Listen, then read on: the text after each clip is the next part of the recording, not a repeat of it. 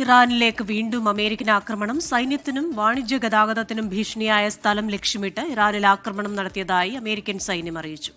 America Iran സമാധാന കരാറുമായി ബന്ധപ്പെട്ട് Iran മാധ്യമങ്ങൾ പുറത്തുവിട്ട ധാരണാപത്രം കെട്ടിച്ചമച്ചതെന്ന് വൈറ്റ് ഹൌസിന്റെ പ്രതികരണം.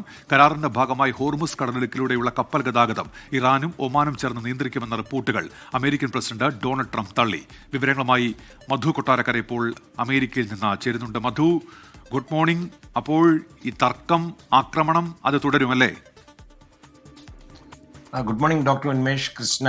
ഉന്മേഷ് പറഞ്ഞതുപോലെ ആ രീതിയിലാണ് ഇപ്പോൾ നമുക്ക് ലഭിക്കുന്ന റിപ്പോർട്ടുകൾ. അമേരിക്കൻ സൈന്യം ഇറാനിൽ വീണ്ടും വ്യോമാക്രമണം നടത്തിയിരിക്കുകയാണ്. അമേരിക്കൻ സേനയ്ക്കും അതുപോലെ അതുവഴി പോകുന്ന കൊമേഴ്ഷ്യൽ ഷിപ്സിനുമൊക്കെ ത്രെറ്റ് ഉണ്ടാക്കുന്ന ചില കേന്ദ്രങ്ങൾക്ക് നേരെയാണ് ഈ ആക്രമണം നടത്തിയതെന്നാണ് അമേരിക്കൻ സൈന്യം പറയുന്നത്. തെക്കൻ ഇറാനിലെ ബന്ദർ അബ്ബാസിലെ ഒരു ഗ്രൗണ്ട് കൺട്രോൾ സ്റ്റേഷന് നേരെയാണ് അമേരിക്കൻ സൈന്യം മിന്നലാക്രമണം അഴിച്ചുവിട്ടത്. ഈ കഴിഞ്ഞ ദിവസങ്ങളിലും ഇതേ കേന്ദ്രത്തിന് നേരെ അമേരിക്കൻ സൈന്യം ആക്രമണം നടത്തിയിരുന്നു. ഇവിടെ നിന്ന് ഒരു അഞ്ചാമത് ഒരു ഡ്രോൺ അമേരിക്കയുടെ ലക്ഷ്യങ്ങളിലേക്ക് വിക്ഷേപിക്കുവാനായിട്ട് ഇറാൻ തയ്യാറെടുക്കുകയായിരുന്നു. അതിൻ്റെ ഇടയിലായിരുന്നു ഈ ആക്രമണം.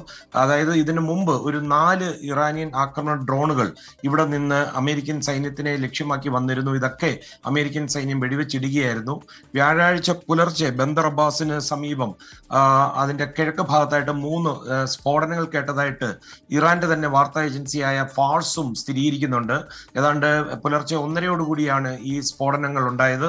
സ്ഫോടനങ്ങൾക്ക് പിന്നാലെ ഈ ബന്ദർ അബ്ബാസിലെ വ്യോമ പ്രതിരോധ സംവിധാനങ്ങളൊക്കെ സജീവമാക്കിയിട്ടുണ്ടെന്നാണ് ഇറാൻ അവകാശപ്പെടുന്നത്.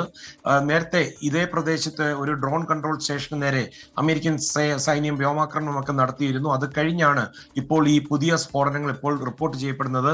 അതേസമയം ഉന്മേഷ് സൂചിപ്പിച്ചതുപോലെ ഹോർമൂസ് ജലപാതയിലൂടെയുള്ള ചരക്ക് കപ്പൽ ഗതാഗതം 1 മാസത്തിനുള്ളിൽ യുദ്ധത്തിന് മുമ്പുള്ള അവസ്ഥയിലേക്ക് പുനഃസ്ഥാപിക്കുമെന്നും അതുപോലെ ഈ ഗതാഗതത്തിന്റെ നിയന്ത്രണം ഇറാനും ഒമാനും സംയുക്തമായി നിർവഹിക്കുമെന്നൊക്കെ പറയുന്ന ഒരു ഡീലിന്റെ ഒരു ഡ്രാഫ്റ്റ് കണ്ടതായിട്ട് ഇറാൻ സ്റ്റേറ്റ് TV റിപ്പോർട്ട് ചെയ്തിരുന്നു.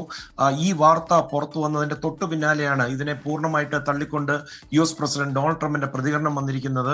ഇത് കൂടാതെ ഇറാനിയൻ തുറമുഖങ്ങളിൽ അമേരിക്ക ഏർപ്പെടുത്തിയ ഉപരോധമൊക്കെ പിൻവലിക്കുമെന്നൊക്കെ ഈ ഡ്രാഫ്റ്റിൽ പറയുന്നുണ്ട്. അതുകൂടാതെ അവിടെയുള്ള അമേരിക്കൻ സൈനികരെയും യുദ്ധക്കപ്പലുകളെയും പിൻവലിക്കും.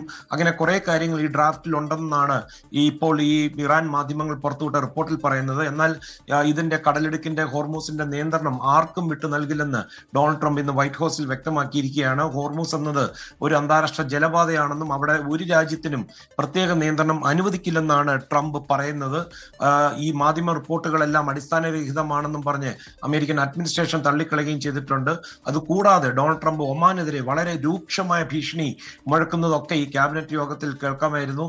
അതായത് ഈ കടലെടുക്കൊന്നും ആരും നിയന്ത്രിക്കാൻ പോകുന്നില്ല, അത് മാത്രമല്ല ഒമാൻ മര്യാദയ്ക്ക് പെരുമാറണം, അല്ലെങ്കിൽ അവരെ തകർക്കേണ്ടി വരുമെന്നുള്ള ഒരു ഭീഷണിയും ഡൊണാൾഡ് ട്രംപ് ഒമാനെതിരെ ഉയർത്തിയിട്ടുണ്ട്. കൃഷ്ണ, ഉന്മേഷ്. ശരി, വിവരങ്ങൾ നൽകുകയായിരുന്നു മധു കൊട്ടാരക്കര, അമേരിക്കയിലെ ന്യൂജേഴ്സിയിൽ നിന്ന്. എന്തായാലും വെടിനിർത്തൽ കരാർ പ്രാബല്യത്തിലിരിക്കെയാണ് ഈ ആക്രമണങ്ങൾ. അത് പ്രതിരോധത്തിന്റെ ഭാഗമാണെന്നാണ് അമേരിക്ക നൽകുന്ന വിശദീകരണം.